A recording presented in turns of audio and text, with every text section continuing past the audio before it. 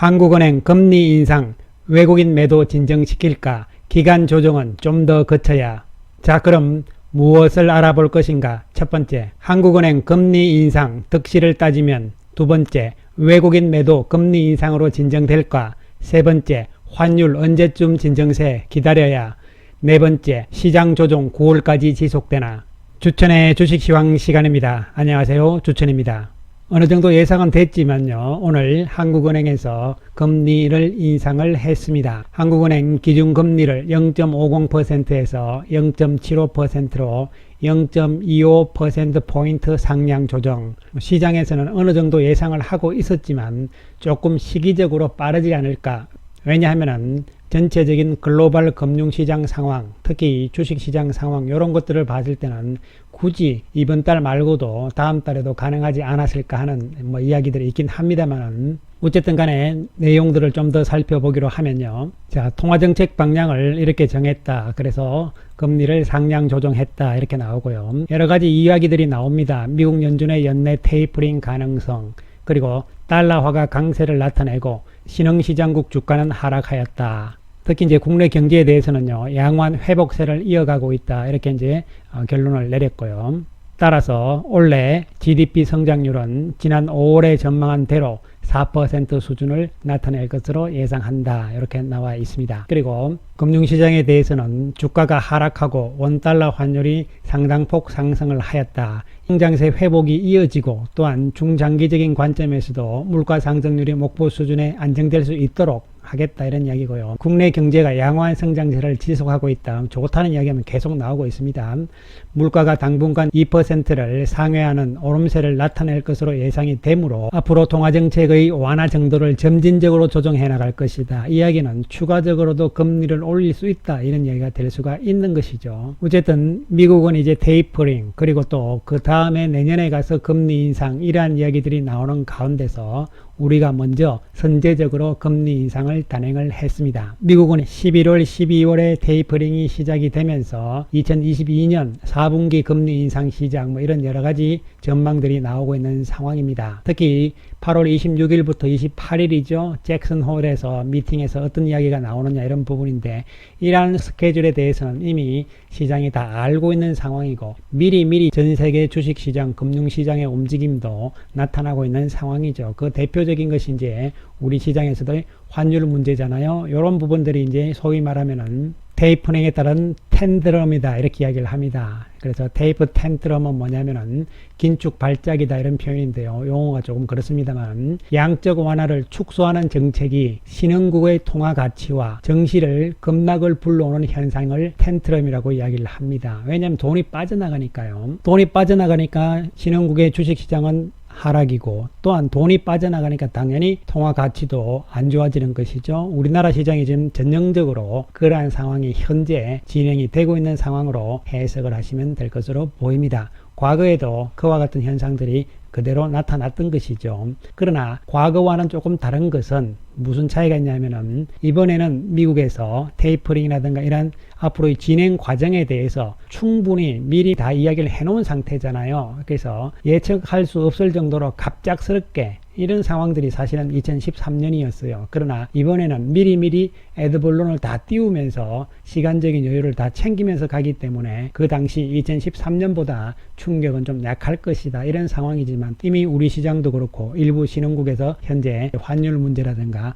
또 주식시장의 문제들은 나타나고 있는 상황으로 볼 수가 있는 것이죠. 여기서 한국은행이 금리 인상을 단행을 함으로 인해 가지고 그나마 좀 외국인들 못 빠져나가도록 할 수 있는 그런 분위기를 잡고는 있지만, 사실 이것은 환율의 움직임을 봤을 때는 별 의미가 없는 것이다, 이렇게 볼 수 있는 것이죠. 쉽게 말씀드리면 이자 좀 더 줄 테니까 돈 빼지 말고 한국에 있으라, 이런 이야기가 되는 것이거든요. 금리를 인상을 했다는 것은. 그러나 지금은 전혀 시장에 먹히지 않는 상황이다, 이렇게 볼 수 있는 것이죠. 이에 따라서 오늘 시장, 코스피 시장은 약세로 마감이 되면서 음봉이었잖아요. 그렇습니다. 코스닥은 소폭 상승세를 보이긴 했지만 하락 종목이 많은 모습이 연출이 되었고요. 특히 외국인들 거래소 시장, 코스닥 시장 여전히 매도 우위죠. 거래소에서도 3,600억의 매도, 코스닥에서도 1200억의 매도가 나오는 모습입니다. 외국인들이 그나마 오늘 매수한 종목은 SK하이닉스, 카카오게임즈, KB금융 이 정도로 보시면 되고요. 매도한 종목군들을 보시면 NC소프트, 삼성전자, 네이버, SK텔레콤 등을 매도를 하는 모습이 나타납니다. 이에 따라서 지금 시장 외국인들의 매도가 반도체 때문이냐 뭐 여러가지 또 우리나라 경기 때문이냐 이야기들이 많았지만 제가 충분히 설명을 드렸듯이 지금은 그러한 개념이 아니고 미국의 테이퍼링과 연계가 되면서 미리 빠질 사람들은 빠져나가고 있는 움직임이라고 볼 수가 있고, 또 한편으로 봤을 때는요, 지금 우리나라의 무역 수지 측면이라고 말씀을 드렸잖아요. 무역 수지의 흑자가 축소되는 상황이 나왔을 때 역시 환율의 움직임도 원달러 환율이 올라가는 구도로 나올 수밖에 없다는 것이죠. 따라서 8월 20일까지 수출입 동향에서도 무역 수지가 중요하다고 말씀을 드렸잖아요.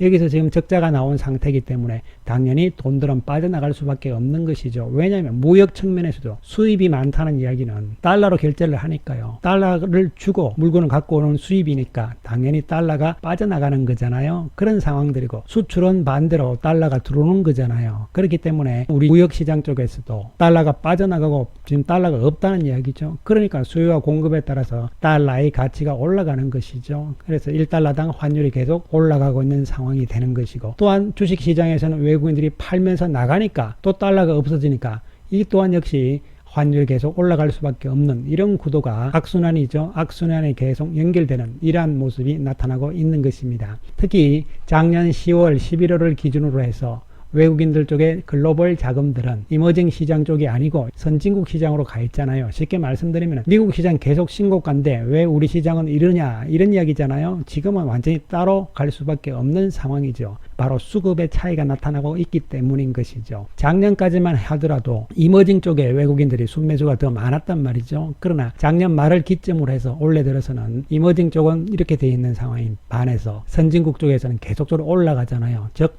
돈들이 미국 시장 쪽으로 계속 집중되고 있는 상황이고, 이 돈들이 미국 시장에서 빠져나오지 않는다면 이머징 시장도 여기서는 크게 좋아질 수 없는 상황이고, 또한 여건상으로 봤을 때 지금 미국의 테이퍼링이 나오는 상황이기 때문에 돈들이 아시아 쪽으로 올 이유가 별로 없는 상황이 돼버리는 것이죠. 따라서 이러한 측면에서의 수급이다 이렇게 보셔야 되고, 우리나라 경기가 어떻다 저떻다 이런 것은 지금은 시장에서는 큰 영향력이 없다는 측면에서 접근을 하셔야 되고, 따라서 이 환율의 상승세가 끊겨야 되는데요. 여기서 좀 내려왔잖아요. 시간을 끌면서 이렇게 좀 박스권으로 가져야 된다는 이야기가 되는 것이죠. 이러한 과정들이 진행이 좀 돼야만 주식시장도 안정을 찾아 나가면서 바닥을 좀 짜야 되는데, 지금 여기서 반등을 조금 하고 주춤주춤 이런 상황이잖아요. 따라서 이와 같은 기간 조정, 등락을 거듭하는 기간 조정의 과정은 좀 더 나타날 수밖에 없는 상황이라고 예상을 좀 해드린 바가 있는 상황이고요. 이러한 가운데서 시장의 돌파구를 열어갈 만한 주도주 맥락이 있어야 되는데 지금은 그런 상황들이 지금 잘 안 보인다는 것이죠. 우리가 봤을 때 역시 소프트웨어, 바이오 그리고 2차 전지 쪽이었는데 성장주 맥락군들이 모양들이 좀 무너지고 있어요. 특히 카카오와 네이버의 모습도 지금 다시 저점을 깨면서 추세가 밑으로 지금 내려갈 만한 그런 위치에 지금 다 놓여 있는 상황이 돼버린 것이고, 또한 바이오 제약도 좀 오르다가 또 주춤하는 상황들이잖아요. 2차 전지도 같은 맥락이 되면서 그 틈을 타서 오늘은 경기주 또 정상주 쪽에서 순환해서 기술적 반등을 하는 모습들이 연결이 되고 있는 그러한 시장의 모습으로 볼 수가 있는 것이죠. 하지만 핵심 맥락을 잡아볼 때는 지금 경기주들은 실적이 나빠진다는 것이 아니고 실적이 좋아지는 부분들에 대한 주가 상승이 이미 어느 정도는 진행이 됐다는 측면이 되는 것이고, 새로운 성장, 실적이 더 좋아질 수 있는 맥락으로 봤을 때는 성장주 쪽인데 그나마 가장 유력하고 가능성이 높은 쪽은 바이오 쪽일 가능성이 높다는 측면에서 접근을 할 수밖에 없는 상황으로 보여집니다. 따라서 9월 10일 전후까지는 이와 같은 박스권에서의 등락 과정 시장 전체가 그리고 기간 조정 과정을 거쳐 나가면서 종목별로도 순환을 해가면서 기술적 반등의 모습, 이러한 모습들은 유효할 수가 있겠지만 이것이 강력하게 시세를 끌고 가는 그러한 과정들은 아닐 것으로 보이고, 이러한 가운데서 바이오 쪽에서 개별적인 재료가 있고 이런 종목 중심으로 해서 또한 실적이 뒷받침이 되는 이런 맥락에서 또 치고 나가면서 시장을 만들어 나가는, 어떻게 보면 시장이 상당히 좁혀지는 이러한 구도라고 볼 수가 있는 것이죠. 그렇다면은 9월 중순 정도 돼서 이 상황들이 왜 끝나느냐 하면요. 일단은 8월 달에 진행이 되고 있는 MSCI 지수의 리밸런싱 과정들이 거의 마무리돼 가는 과정이다 이렇게 볼 수 있는 것이고요. 또한 미국의 테이퍼링에 대한 충격도 이제부터는 면역성이 생기기 때문에 그 강도도 악재로서의 강도도 차츰차츰 약해질 수 있다는 측면으로 한편으로는 해석을 할 수가 있는 부분이죠. 따라서 시장은 지금 상당히 어려운 상황이죠. 그래서 제가 여기 지수 옆에도 캐시점 마크를 계속 붙여놓고 있는 상황인데요. 지금 돌파구를 열어갈 수 있는 어떤 큰 흐름의 변화, 즉 환율 부분에 대한 어떤 변화가 나타나지 않는다면은 여전히 이 박스권 내에서 갇히는 상황밖에 될 수 없을 것이라는 측면으로 접근을 해야 될 것으로 보이고, 이러한 수급적인 문제가 엮여 있는 상황이기 때문에 여기서 기간 조정을 거치면서 어느 정도 손바뀜이 나오는 상황들이 나오고 나서 그 이후에 이제 다시 테마별로, 종목별로, 업종별로 실적, 즉 앞으로 하반기 실적에 대한 부분들이 나오면서 시장이 다시 만들어지는 과정이다, 이런 측면에서 접근을 할 수가 있겠습니다. 이 기간 조정은 어느 정도 될지는 단언할 수 없는 부분이긴 하지만 9월 9일 전후까지는 기간 조정이 좀 더 나와야 되지 않을까. 왜냐하면 그 정도가 돼야만 외국인들 쪽에서의 리밸런싱 작업이 대충 마무리되는 시점으로 볼 수가 있기 때문이라고 말씀을 드리겠습니다. 따라서 전체적으로 힘든 상황이라는 것을 염두에 두시면서 시장을 대응하자, 이런 말씀 드리겠습니다. 감사합니다.